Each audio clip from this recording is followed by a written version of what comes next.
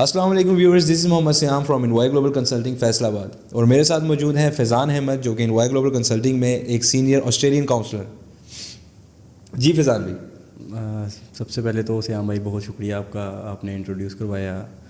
آج ہمارا جو مین ٹاپک ہے وہ ہے ریگارڈنگ آسٹریلیا. کچھ پوائنٹس ہیں جس کے بارے میں ہم لوگ ڈسکشنز کریں گے ریگارڈنگ آسٹریلیا. کچھ کویسچنز ہیں سیام کے جو ہم لوگ ڈسکس کرنے کے بعد آپ کے لیے بہت زیادہ بینیفٹ ہوں گے. ان فیوچر جو بھی اسٹوڈنٹس اپلائی کر رہے ہیں آسٹریلیا میں ان کے اوپر بات ہوگی، اور یہ ویڈیو میرے حساب سے آپ کے لیے واچ کرنا بہت ضروری ہے.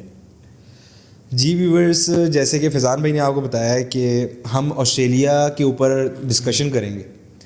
آسٹریلیا کے بارے میں کافی زیادہ گائیڈنس اسٹوڈنٹس کے پاس ہوتی ہے، موجود ہوتی ہے، لیکن کچھ صحیح بھی ہوتی ہے، کچھ غلط بھی ہوتی ہے. آج ہم ڈسکس کریں گے آسٹریلیا کے بارے میں، کچھ بیسک ڈسکشن کریں گے، ٹھیک ہے، جس کے اندر آسٹریلیا کے پروسیس کے بارے میں بتایا جائے گا، جو کہ فیضان بھائی ہمیں گائیڈ کریں گے اچھے طریقے سے، کیونکہ یہ ایک سینئر آسٹریلین کاؤنسلر ہیں، ان کی ایکسپیرینس فیلڈ ہے آسٹریلیا. سو ہم اب ان سے کچھ سوالات کریں گے، ان سے بتائیں گے کہ ہمیں کچھ گائیڈ کریں آسٹریلیا کے پروسیس کے بارے میں، کچھ ڈاکیومنٹس کے بارے میں، اور فی اسٹرکچر، کون سی سائٹ اچھی ہے، یونیورسٹیز کون سی اچھی ہیں، تو مختلف چیزیں ان کے اوپر ہم بات کریں گے فیضان کے ساتھ. جی فیضان.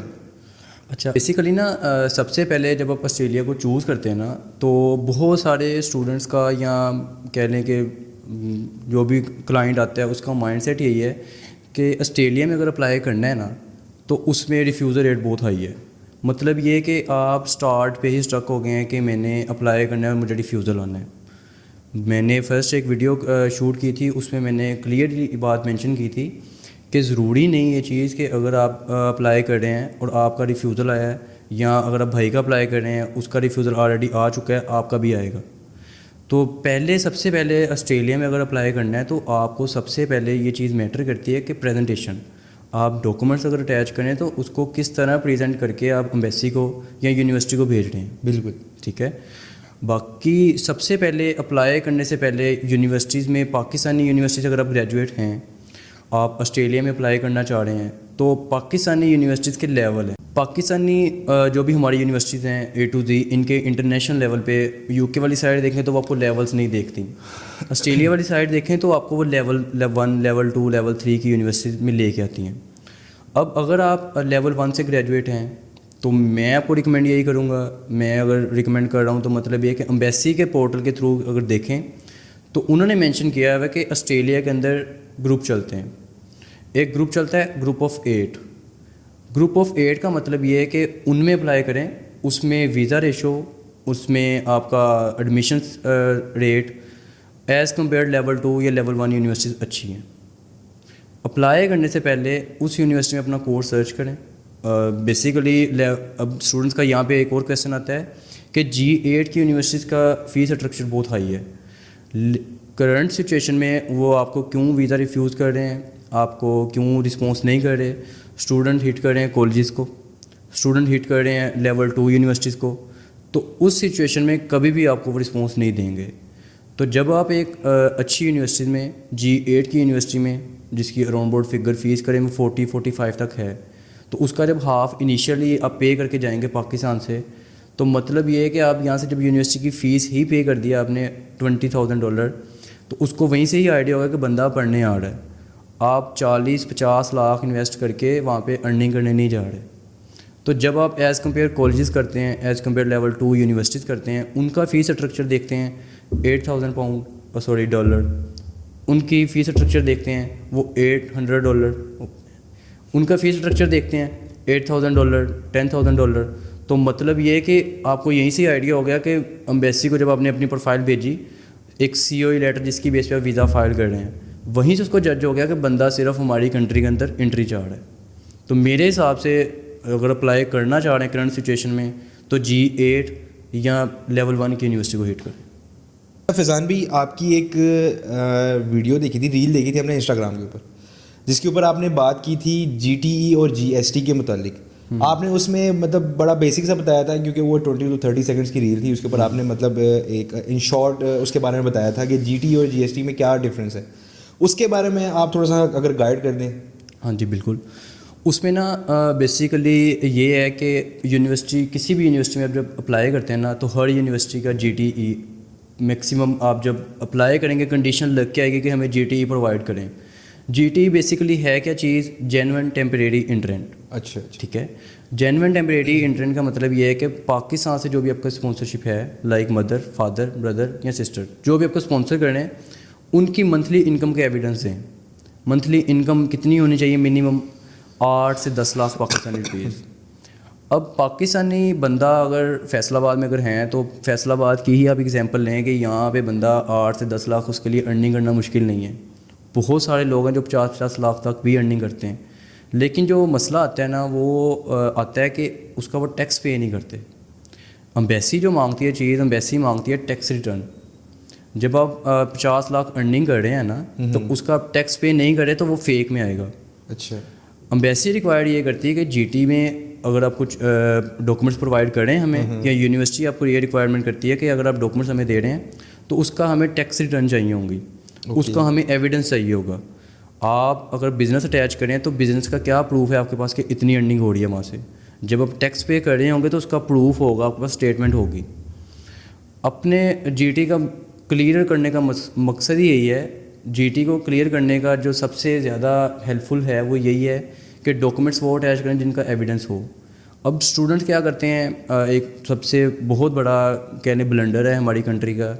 ہمارے کنسلٹنٹ بھی چھوٹے چھوٹے بالکل بیٹھے ہوئے ہیں جو اس چیز پہ اتنی گرپ نہیں ہے لیکن وہ اس کو ورکنگ میں لے کے آ رہے ہیں. میں کسی کو برا نہیں کہہ رہا, لیکن یہ ہے کہ میرے پرسنلی جو دوست ہیں جنہوں نے کسی اور سے کام کروایا ہوا ہے اور بعد میں ان کو پتہ چلا کہ میں بھی اس فیلڈ میں ہوں, انہوں نے آ کر ڈسکس کیا ہے وہ یہی ہے کہ جی رات کو سوئے ہیں ان کے نام پہ کوئی پراپرٹی نہیں ہے. اب چھوٹے چھوٹے کنسلٹنٹ نے وکیلس کو ہائر کیا ہوا ہے. اب وکیل کیا کرتا ہے, ایک رات گزرتی ہے اس ٹائم آپ کے پاس کچھ بھی نہیں ہوتا, سیکنڈ ڈے آپ کے پاس 80-90 لاکھ یا آپ کے پاس دولت آ جاتی ہے.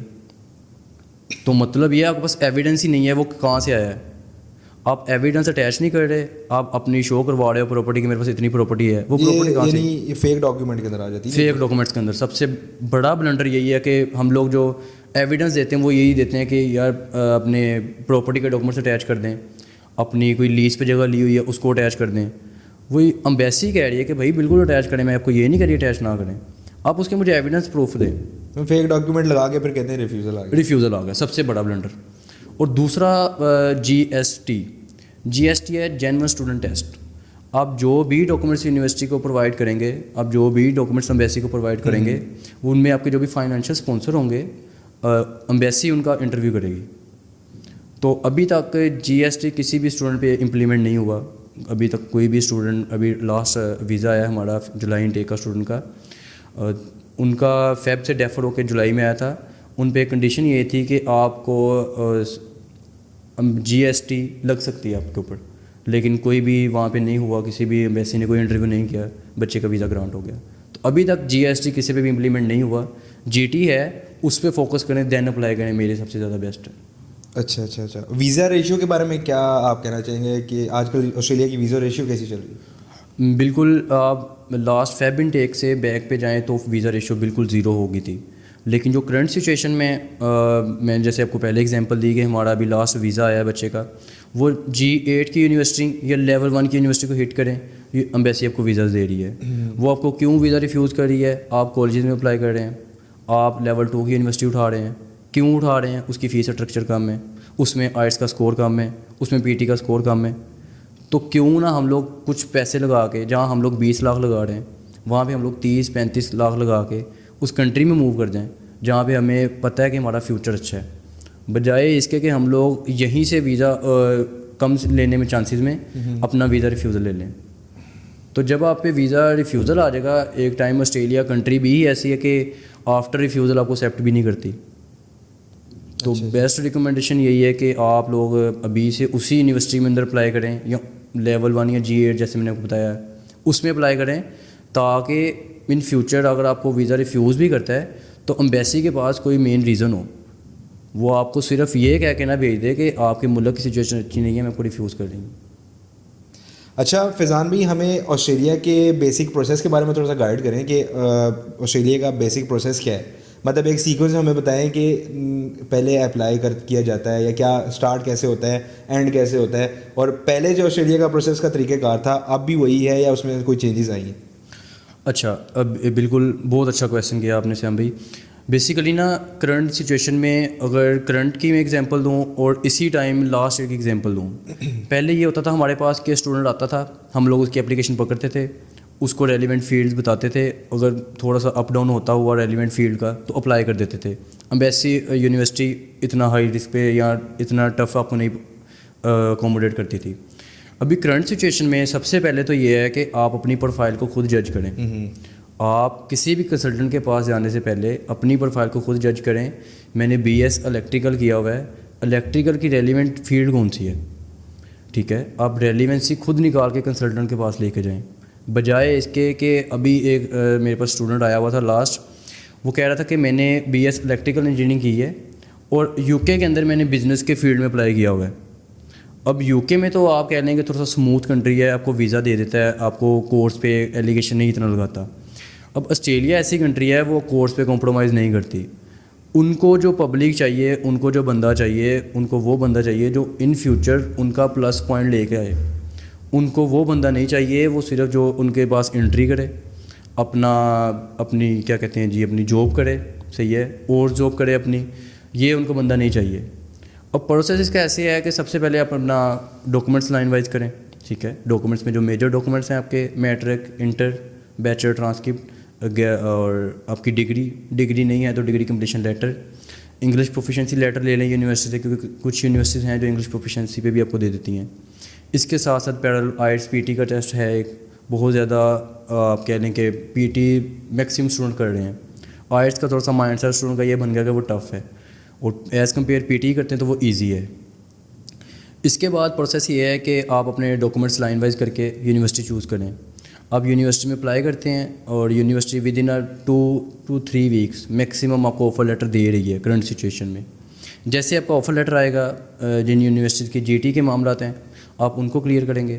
ادروائز اگر آپ کا آئٹس یا پی ٹی نہیں آپ نے کیا ہوا, اس کو آپ ان کی کنڈیشن کو میٹ کریں گے. جیسے ہی آپ کا میٹ ہوگا آپ اپنی فیس کے معاملات میں موو کر جائیں گے. جیسے ہی فیس کے معاملات میں موو کریں گے, ایک یونیورسٹی سے لیٹر ملتا ہے سی او ای. سی او ای کا مطلب یہ ہے کہ confirmation of acceptance for study. جیسے ہی آپ کا سی او ای آئے گا وہ اس کی بیس ہوگی کہ وہ یونیورسٹی میں آپ کی سیٹ سیکیور ہو گئی ہے, ٹھیک ہے. اس کی بیس پہ آپ اپنا ویزا ڈرافٹ بنائیں گے, اینڈ ویزا ڈرافٹ بنانے کے بعد ڈاکومنٹس کی چیک لسٹ ہے ویزا کے لیے, اس کو لائن وائز کریں گے. جیسے ہی ڈاکومنٹس کمپلیٹ ہوں گے آپ اپنا ویزا فائل کر دیں گے. پرفیکٹ. اچھا, ہوپ فلی ہمارے کچھ اسٹوڈنٹس ہیں جنہوں نے اس طرح کے سوالات ہم سے کیے تھے سوشل میڈیا کے اوپر, تو ہم نے وہ بھی چیزیں ڈسکس کی ہیں.